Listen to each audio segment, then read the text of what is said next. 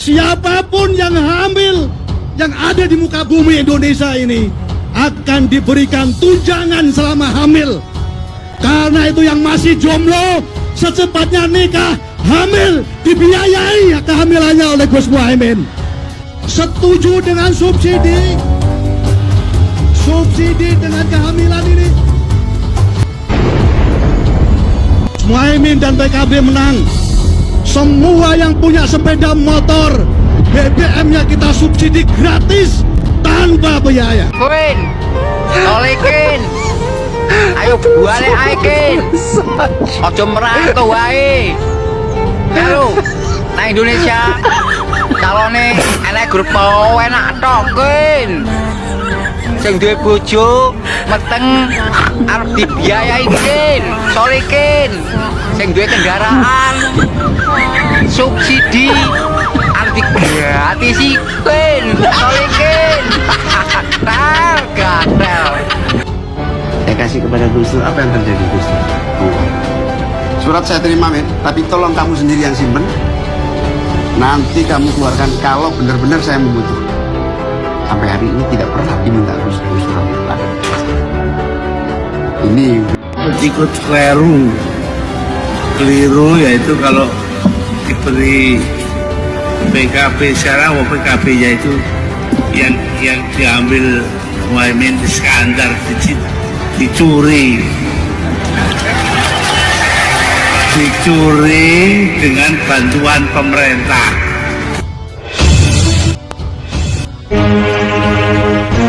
Ketua Umum PKB Muhaimin Iskandar atau Caimin melakukan ziarah ke makam-makam Wali Songo. Sebelum berangkat ziarah, Caimin sempat menyebut nama Presiden keempat Republik Indonesia Abdurrahman Wahid alias Gus Dur. Caimin mengatakan bahwa Gus Dur adalah tambahan wali dari 9 wali yang dikenal selama ini. Pernyataan itu disampaikan oleh Caimin pada Jumat 8 September. Menurut Caimin, Gus Dur merupakan wali yang paling kontekstual karena mengabdikan diri untuk bangsa dan rakyat. Caimin kemudian menyatakan bahwa kita sebagai umat harus menjadi pewaris perjuangan mereka. Caimin mengatakan Wali Songo merupakan puncak dari kewalian di tanah Jawa. Diketahui sebelumnya Putri Gus Dur sudah memperingatkan agar Caimin tidak berjualan nama Gus Dur demi cari dukungan. Peringatan itu disampaikan oleh Putri sulung Gus Dur, Alisa Wahid. Alisa memberikan peringatan seusai Caimin dinilai membuat narasi yang tak benar terkait konflik dengan keluarganya. Ini kan pengkhianat karena dia mendongkel pamannya sendiri. Jadi PKB itu memang diambil paksa, di kudeta gitu kalau menurut Pak Yani ya.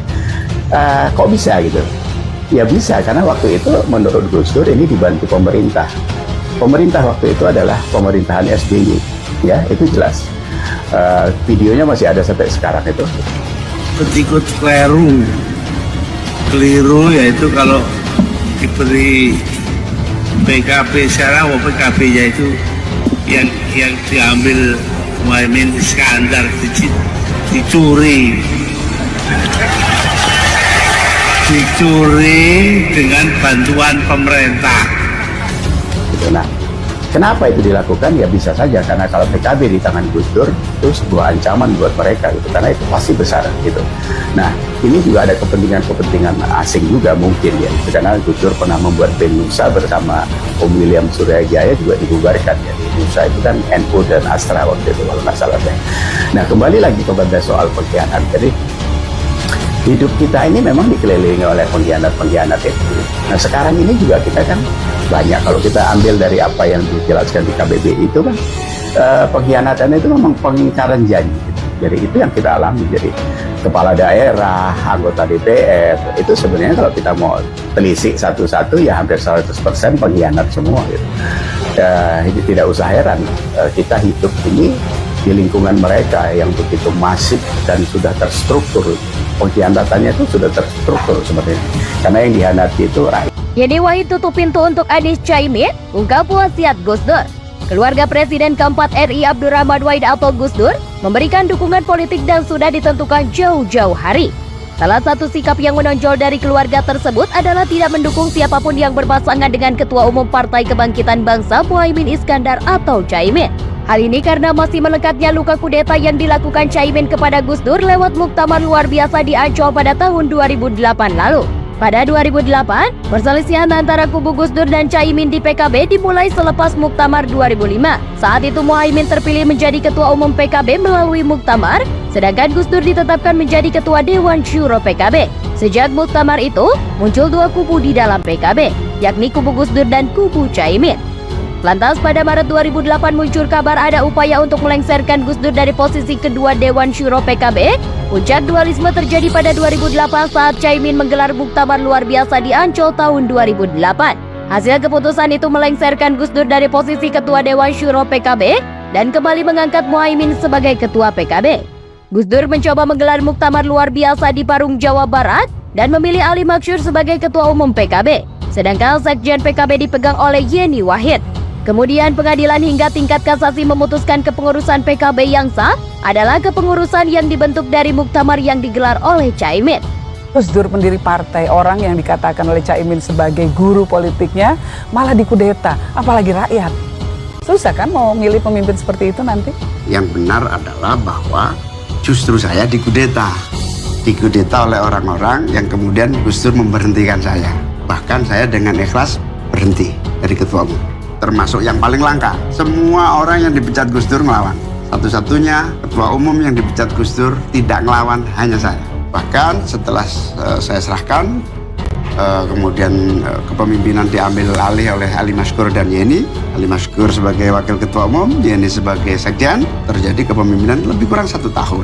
Nah, dalam proses kepemimpinan Ali Maksur dan Yeni inilah itu hasil kudeta terhadap saya. Dan saya terima, nggak ada masalah. Tapi di situ karena nggak legitimate, bukan ketua umum, maka harus mengganti ketua umum supaya bisa daftar ke KPU. Karena harus daftar ke KPU, maka yang sah di KPU adalah tanda tangan saya sebagai ketua umum dan Yeni sebagai sekjen. Maka dititik temukan supaya saya bisa berdaftar. Itu tidak bisa terjadi. Karena tidak bisa terjadi, maka kita cari jalan supaya PKB bisa ikut daftar. Jalan yang paling singkat itu apa? Legalitas. Salah satu-satunya jalan adalah pengangkatan Yeni sebagai sekjen itu nggak sah. Karena Yeni diangkat bukan muktamar. Yeni diangkat sebagai sekjen di tengah jalan.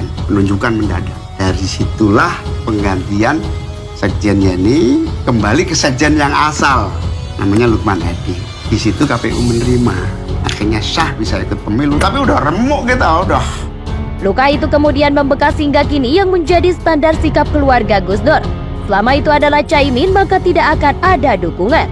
Yeni Wahid menyebutkan jika Capres Partai Gerindra Prabowo Subianto meminang Caimin sebagai Cawapres, keluarga Gus Dur siap angkat tangan tak memberi dukungan. Batas toleransi dukungan masih diberikan jika Caimin hanya menjadi pengusung Prabowo, bukan menjadi pasangan. Hal ini ditegaskan pula kepada Baca Pres Anies Baswedan dari Koalisi Perubahan dan Persatuan yang menjadi pasangan Caimin dalam perhelatan Pilpres 2024 mendatang. Dengan tegas Yeni menyebut sikapnya masih sama, yaitu tak akan memberi dukungan kepada Caimin dan pasangannya. Sebaliknya, dukungan keluarga Gus Dur akan mengalir pada orang selain Caimin.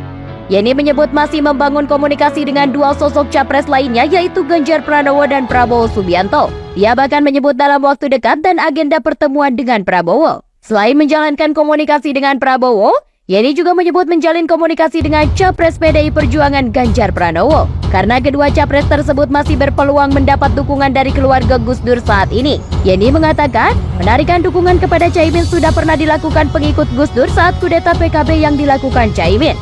Dia mengatakan, simpatisan Gus Dur justru lebih memilih mendukung Gerindra saat Gus Dur tak lagi memegang kendali PKB yang direbut oleh keponakannya sendiri itu. Yang menarik, representasi suara NU dari PKB justru lebih kecil dibandingkan suara NU di Gerindra. PKB Gus Dur mengalihkan suara untuk Gerindra, maka suara Gerindra naik di Jatim 2009, suara PKB Caimin turun 70%, kata Yeni. Putri Presiden keempat itu mengungkapkan ayahnya sempat berwasiat sebelum meninggal dunia supaya Caimin diganti dari kursi Ketua Umum PKB. Hal ini disampaikan Yeni ketika membantah pernyataan Caimin yang menjadi korban kudeta saat diberhentikan sebagai Ketua Umum PKB ketika terjadi gejolak internal PKB di medio 2008 lalu. Ia menegaskan publik sudah dewasa ketika menyikapi klaim Caimin tersebut. Terlebih, masih banyak saksi yang menyaksikan dinamika politik kala itu masih hidup saat ini. Yeni membantah dirinya turut mengkudeta Caimin. Ia mengatakan kala itu bukan siapa-siapa, melainkan sekedar prajurit Gus Dur. Arah dukungan politik keluarga Gus Dur ini tentunya masih dinanti oleh publik. Apakah memutuskan memilih Prabowo Subianto atau Ganjar Pranowo?